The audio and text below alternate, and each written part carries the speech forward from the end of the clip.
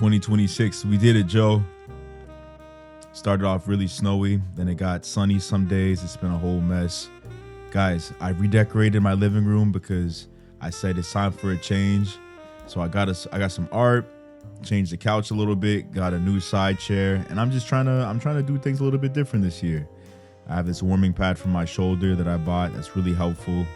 This year for me is about self-care, more about internal growth, less focusing on the external, and just continuing to level up in life, become a happier person, and focus on me without the validation of others, the validation of family, the validation of work from managers. Just really be in tune with myself, my own intuition. Man, I hope everyone had a great New Year's. I hope everyone's starting off strong. Check out this chair I got too. It's so weird, but it's supposed to help with posture if you have back issues. And it's like a sitting. It's weird, guys, but it works. I feel much better using it, and it keeps my back really straight. Trying to focus on fitness too, but a sort of fitness that is healthy. You know what I mean? Not doing too much. This video is brought to you by MorningBlues X1 headphones. These are a great pair of headphones. Right here, I'm showing off this charging case that comes with it, and inside that has two LED screens. These LED screens, you can put them in the side of the headphones. And the benefit of this is that you're able to control everything either there or through the app, the sound, the noise cancellation, and also you can update the images. You can put any of the presets there, or you can upload your own images, which is really cool, really fun, and you can show off your personal style out and about. There's also a one-click noise cancellation, so you can just do it really quickly too through the headphones. And these are great for working out. I'm doing a leg day today, functional body weight workout, and these stayed on. They felt great. There's also a cool feature where it has built-in NFC. So basically that allows people to add you by just tapping on the headphones. They can add you on WhatsApp, Instagram, whatever you set up. So if you're interested, take a look down below. All right, hopped in the whip. This is one of my gifts I got for Christmas. My mom got me a Stanley Cup. It was actually re-gifted to me. Her job gave it to her. And guys, if this isn't a boy dinner, I don't know what is. It's just various protein sources. I need to get some veggies in there. You guys know, I'm on my journey with vegetables. Gotta love New York. What's up, everyone? Welcome back. Oh my God, guys. 2026, we made it. It's a new year, it's a new time. I'm so happy to still be here. I'm so happy to have you guys supporting the channel. I just got back from a short trip with my family, and it was incredible. I love seeing my family. I love being able to, I live in a different place. I don't have much time to connect with them, but trips like these mean the world to me. But something I want to bring up too is that it's hard seeing family because we have so much old drama with family or dynamics and relationships, and then people have resentments and old ways of dealing with things, and it comes up.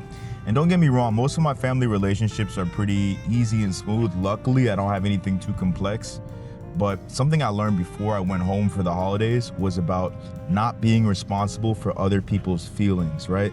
So if you're a people pleaser like how I was and how a lot of people are conditioned to be, we often feel responsible for how people feel. Like if we say something or do something and act in a certain way that hurts how they, it hurts them and they feel bad and they get mad at us and they're offended and all these things, then we automatically feel like, damn, we did something wrong and we need to apologize, or it's on us, and we might feel guilty, especially if they're guilt tripping us and stuff like that.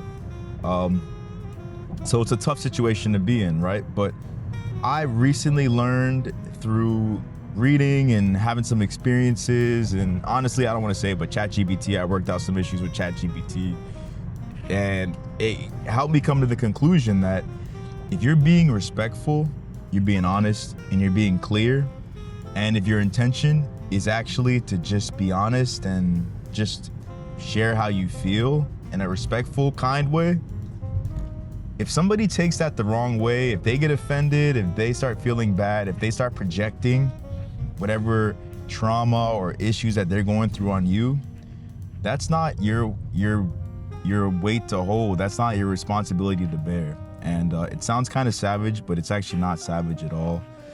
A lot of people go through things in their life that they haven't fully processed, and I feel bad for them. You can still feel empathetic, and you can still feel bad and care for people who are hurting or who feel bad about certain situations in their life. But that does not mean that they get to make you feel bad because of what they're going through. You know what I mean? I'm not responsible for your feelings, just like how you're not responsible for my feelings. If I have some insecurities and things like that, and you're sharing something honestly with me with the intention of just helping me, or intention of just being clear and setting boundaries, I can't make you feel bad about that and then start being angry at you. And then, that's toxic. That's unhealthy. And it's just important to know that. And I feel like I'm an older guy, you know what I mean? I'm just learning that now. So that's a great lesson. If you guys have any experiences with that in the comment section, your own experiences or how you relate to this issue coming up, then definitely share it below, because this has like changed everything for me. Because as a people pleaser, you never know if you're in the wrong or the right, and you don't want people to feel bad. My whole life, I've gone around just wanting everyone to feel good, everything to be happy.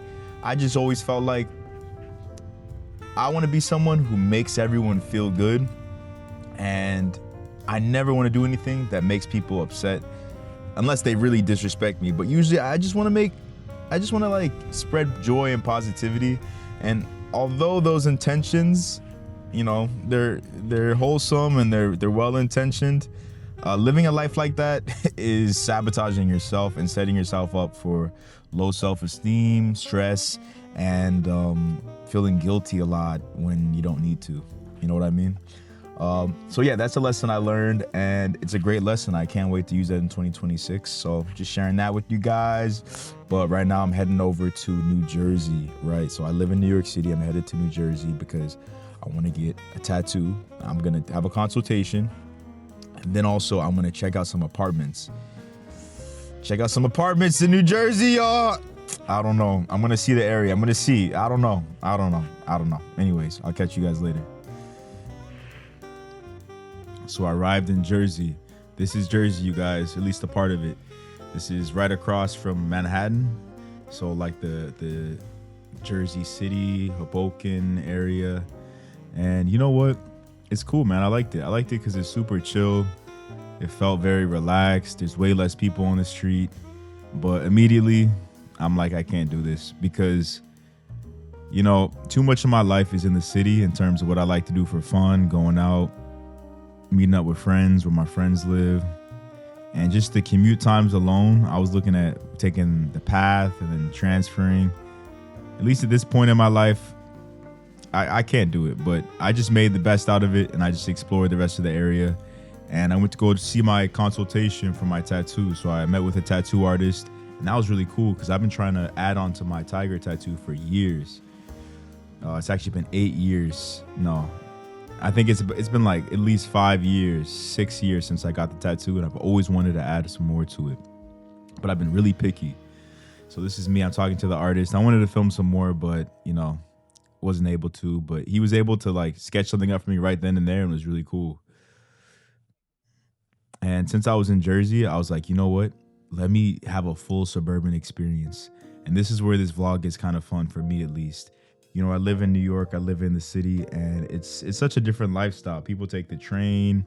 There's no Walmart. There's no drive-throughs. Like, that's not how most of the U.S. and other parts of the country are, right? So I got to have a full suburban experience over in Jersey, and I really loved it. Chick-fil-A drive-through, being able to just get my food, eat it in the car. Like, if you know, you know. I felt like I was in Texas or California. And I spent a couple years in California, so I got used to this driving lifestyle as well. Rolling up to the Target. You guys already know, if you're from a boring city, actually, I don't want to say a boring city, but if you're from a city with not too much going on, like, I feel like people just hit up the Targets because, there's always new stuff, and, you never know what you're going to stumble upon, and Target's kind of bougie at the same time. So yeah, I wanted to do some suburban stuff. I'm a city guy. I even grew up in a big city too, but that's why I like suburban stuff. I'll be honest. It's because I grew up in a big city. So suburban life is still kind of foreign to me. And I think one day I probably will end up in the suburbs just because I kind of like it. So this is me trolling around. I'm just, like, guys, they already have, can you believe they have Valentine's stuff out already? And it's literally, this is like a couple days after. Okay. Cringe. But yeah, I hit up the Starbucks, and then after that, I ended my time in New Jersey. This is kind of just like a chill, laid back vlog. Jersey wasn't for me, but I'm glad I was able to take you guys on this journey to see what it's like. Yeah. Guys, I can't believe it. It's already been 1 year since I lived in this apartment. I remember making that first video when I moved in and like saying it was my dream apartment and loving this place so much. And now I've come to the end of it, end of living here. And yeah, I have the choice to renew this lease or live somewhere else. And I've been heavily considering that. I will be honest, this is still my favorite dream apartment that I've ever lived in. I love it. It's incredible. But the part where they got me with this is that when I first signed my lease, I did a 13-month lease and I got 1 month free. So that brought down the net rent to something that was pretty affordable. But the real rent is still higher, right? So now that the lease is over and they're asking me if I want to renew it, it's back to the whatever the higher rent was, which is, slightly higher. But then, it's increased too. And one thing that's good about this apartment is it's rent stabilized. So it's actually not increased too much. It's only increased by 3 to 5% more than, what it was previously. But coming from my net rent so the net rent is what I paid. Now I'm paying like the original price plus the increase. That's a big jump, right? So it kind of has me thinking like, damn, can I find a better deal? Can I live somewhere a little bit cheaper? Save more money, reach my goals faster. I have some goals towards financial freedom and just investing more and just, getting out of the rat race. So I explored some other apartments and I did find some other ones that were slightly cheaper, but do you know what? I feel like there's always that voice in your head sometimes that's telling you you could be doing better. You could always cut costs a little bit more. You could always, you're being a little bit too indulgent. Like, you love your life, you love your apartment, you love your dream apartment, but like, how about you hustle a little bit harder and you reach your goals even faster, right? Like, life is good, but it could be even better. So I really struggle with that. I'm like looking at different apartments and I can't find anything that meets everything that I love, like this apartment. Like even the commute to work. I find some decent apartments, but it takes way longer to get to work. Like right now, it's probably like, let's say 30 minutes to 35 minutes to get to work. But other commutes now are looking at like 45 to 50 minutes, which is what I had before. And I'm justifying it in my head because I'm like, oh, I would save $600, $700 a month, which it's like $9,000 a year, something like that. Some great deals. But I think in practice, those little decisions and those little trade-offs would end up making you miserable. So I think you just got to trust your gut sometimes. And I'm not going to lie, I did ask AI about the trade-offs, ChatGPT. I was like, I said all my numbers, and I know I shouldn't be sharing that much information, but I said all my numbers and I was just comparing it. And it did make some really solid points, which is if you're not moving because you have to, like I wasn't laid off, I wasn't lost a stream of income or anything like that.